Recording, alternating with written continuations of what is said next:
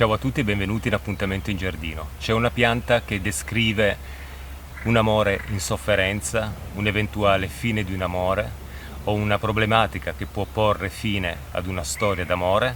Questo è l'anemone, in questo caso l'anemone nemorosa.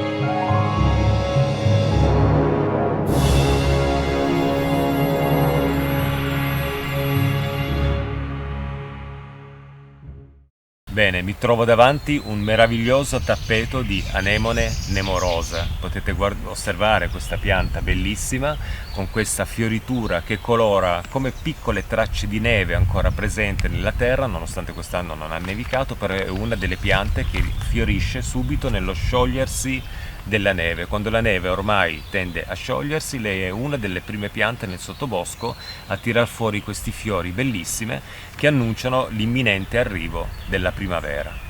Anemone nemorosa è una pianta che può crescere fino a 30 cm, qui la vedete un po' più piccolina, ma crescerà ancora nel corso di questi mesi che ne caratterizzano un buon sviluppo, perché è una pianta a sviluppo subito, anticipato, prima ancora della primavera comincia già a svilupparsi per poter fiorire. Successivamente nel corso dei mesi poi crescerà ancora nella sua vegetazione che si presenta con delle foglie verdi, molto belle nell'aspetto, ma soprattutto con questo tappeto di fiori bianchi eccezionale. A volte è possibile trovare questa pianta in associazione con le violette e creano questo violetto bianco insieme stupefacente, veramente un tocco di colore meraviglioso al sottobosco.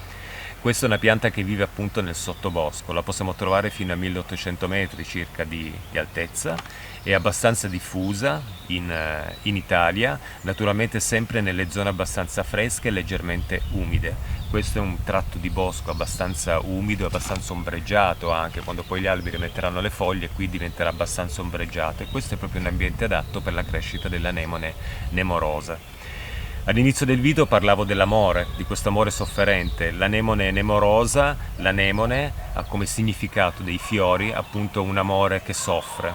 E questa sofferenza un po' protetta, cercando di salvare il salvabile, io lo vedo appunto nei suoi fiori, perché i suoi fiori al mattino presto si alzano, poi si aprono, espongono la corolla al sole anche per essere impollinata dagli insetti e quando arriva la sera tende a chiudersi e inclinarsi di nuovo giù verso la terra. Questo mi fa pensare ad una sorta di protezione. Protezione di cosa? Naturalmente della corolla e di tutto il sistema per la riproduzione del fiore. Però nel significato dei fiori questo amore sofferente sembra quasi che l'anemone nemorosa cerca di proteggere quel poco di amore rimasto ormai, magari per una grandissima sofferenza, cercando di racchiuderlo dentro i suoi petali e per salvaguardarlo dalle piogge, ad esempio, perché quando piove, la giornata è nuvolosa, questi fiori non si aprono del tutto, e anche con l'arrivo dell'oscurità, che solitamente l'amore viene sempre preservato da quello che è oscuro, da quello che non si sa, da quello che può essere misterioso, e questo fiore cerca di proteggere appunto quel poco di amore rimasto tanto sofferente con la chiusura dei petali e rivoltando poi il suo fiore verso il terreno per proteggerlo dall'oscurità notturna. Quindi questo lo trovo molto romantico, molto bello. Naturalmente questo appartiene al significato del fiore, di per sé la pianta protegge il suo apparato riproduttivo. La fioritura di questa pianta la possiamo osservare in natura da febbraio fino ai primi di maggio. È una pianta che dopo la fioritura crea delle piccole sferette tomentose, pelose, in cui dentro poi ci sono i semi e questo serve alla pianta per disseminarsi in natura. L'anemone nemorosa, come tutti gli anemoni, sono piante particolarmente pericolose.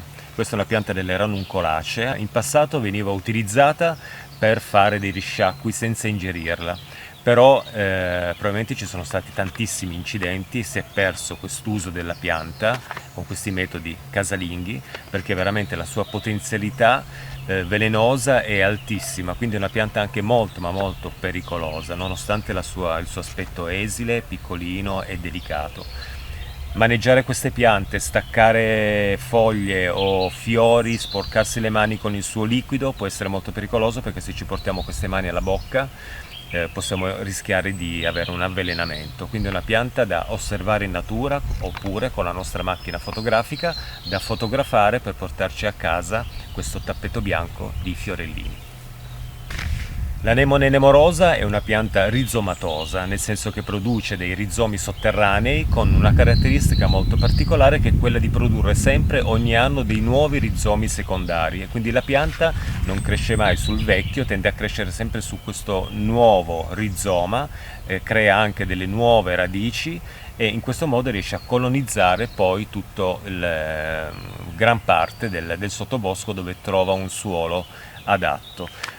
Una cosa che mi piace molto osservare quando trovo dei tappeti di anemone nemorosa è quella dell'associazione con altri colori, perché in questo caso ce ne sono veramente poche, però ci sono delle violette insieme ai fiori dell'anemone, e insieme questo colore violetto e bianco crea veramente degli effetti bellissimi. A volte è possibile trovare dei tappeti di violette in associazione appunto con l'anemone nemorosa, e si creano queste macchie che sembrano quasi un dipinto.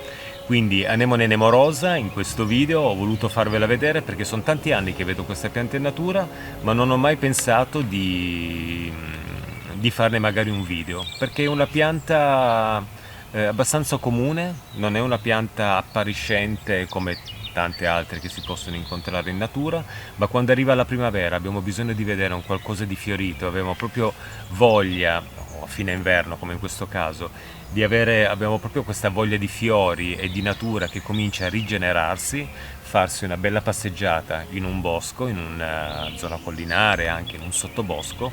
Sicuramente il tappeto bianco di questa pianta ci regalerà una fortissima emozione, facendoci proprio capire che la primavera è in arrivo.